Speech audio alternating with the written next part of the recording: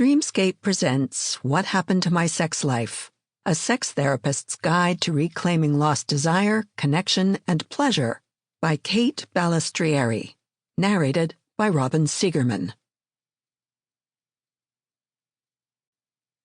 To every woman who has felt disconnected from herself, from pleasure, from sensuality, or at odds with desire at some point in her life, you are not alone, and you deserve a relationship with sex that is self-defined, empowered, and full of pleasure.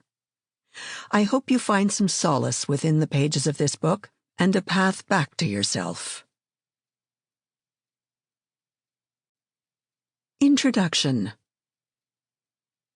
"But you're a sex therapist," my good friend Betty shrieked. Having known me for almost 20 years, she was gobsmacked to learn that my partner and I had had sex only once that entire year. To be honest, so was I. I hadn't really said it out loud to anyone but my own therapist, and it felt like such a stark divergence with who I am, not only as a sex therapist, but as a person. I love sex.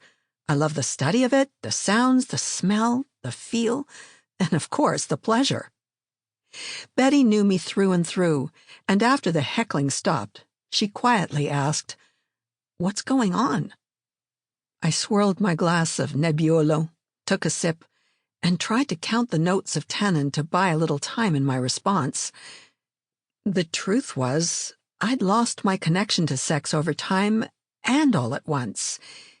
It happened because of everything and nothing.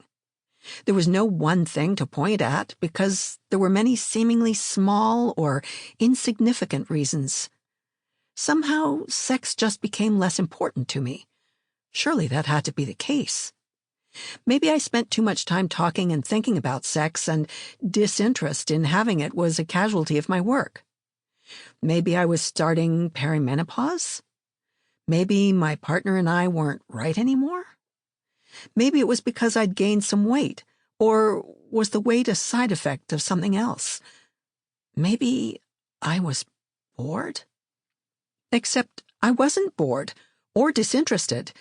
I felt completely disconnected from my sexuality and from my libido. It was as if sex were an old friend and we'd fallen out of contact, only to barely recognize each other anymore.